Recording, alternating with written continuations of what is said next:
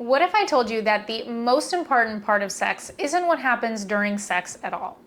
That what you do after, the cuddles, the words, the check-ins, might actually be the thing that makes or breaks intimacy in your relationships.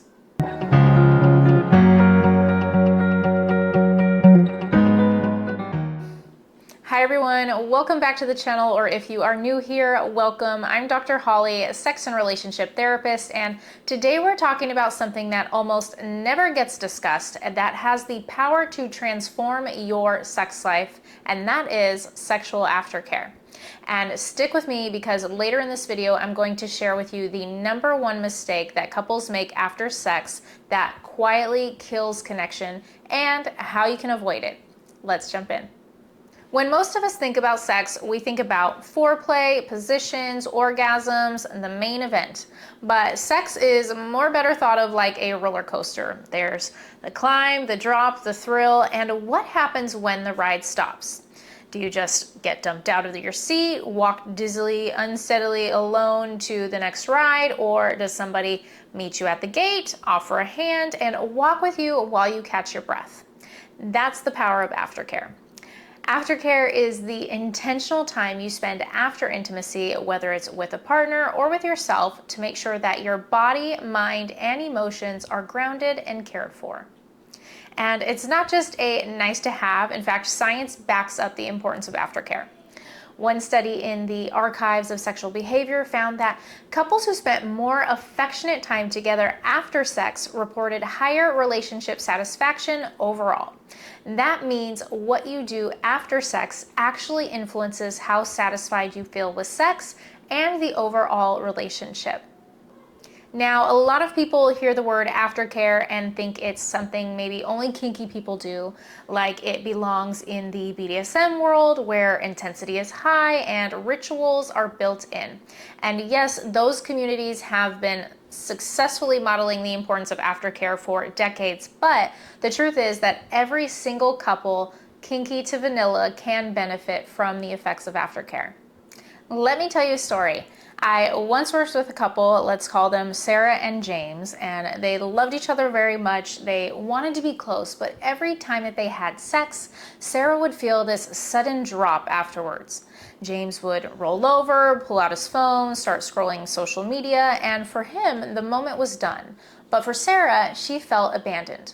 And even though she didn't have the words for it at the time, what she needed from him was reassurance. Something as simple as a cuddle, a kiss, or even just a smile that said, "I love that time with you." Without that, she started to dread sex and she didn't feel safe. And over time, her desire plummeted. When they learned about aftercare and started making it a part of their routine, that's when things started to shift. James began to stay present, to hold her, to ask her how she was feeling or how she enjoyed that time together. And just this 5-minute shift turned sex into something that felt from transactional to something that actually felt connected and deeply bonding. And that is the power of aftercare. So why does this matter? First, your nervous system needs it. Sex can be intense. Your heart rate is up, adrenaline is pumping, oxytocin is flooding your brain, and aftercare can help you to downregulate. It's like slowly hitting the brakes when you're coming to a stop versus slamming on them. Without it, you can crash emotionally, feeling anxious, disconnected, or even sad. Second, aftercare strengthens attachment.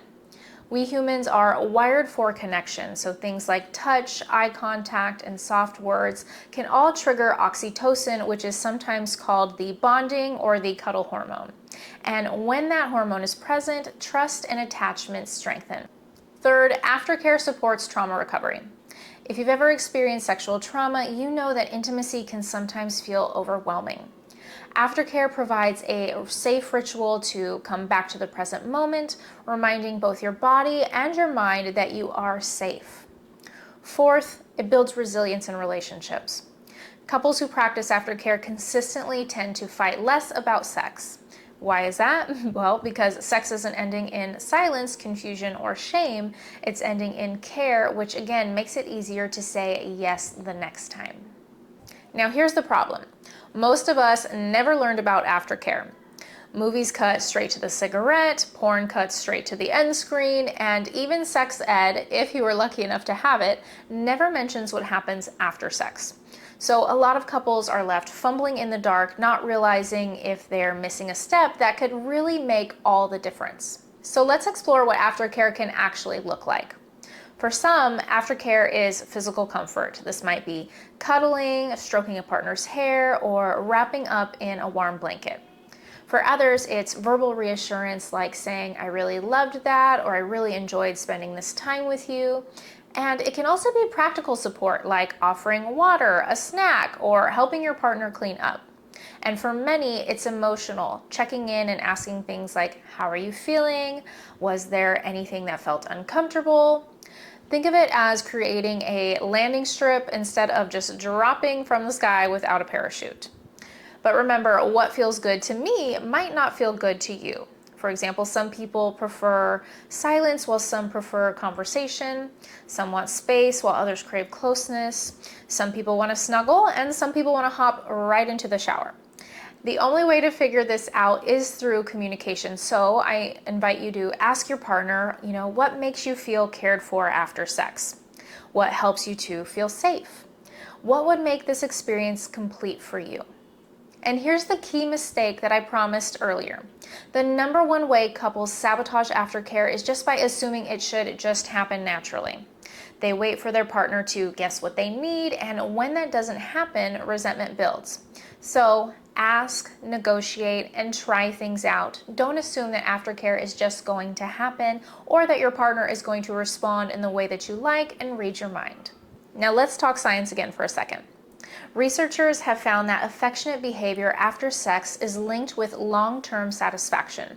And oxytocin, that bonding hormone released through touch, literally strengthens memory of trust between partners.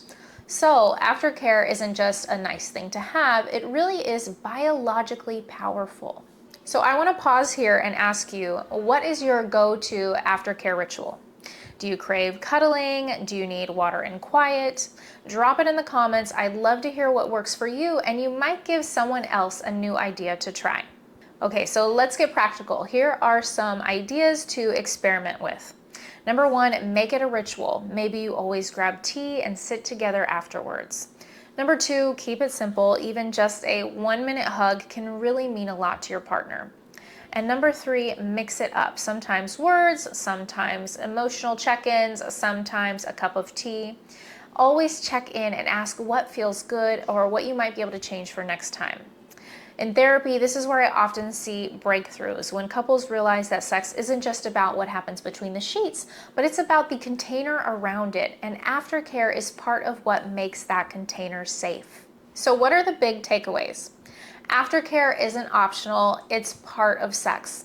It helps your body regulate, builds emotional closeness, and strengthens trust.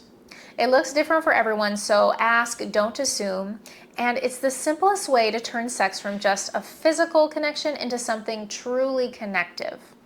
Lastly, I'll leave you with this thought.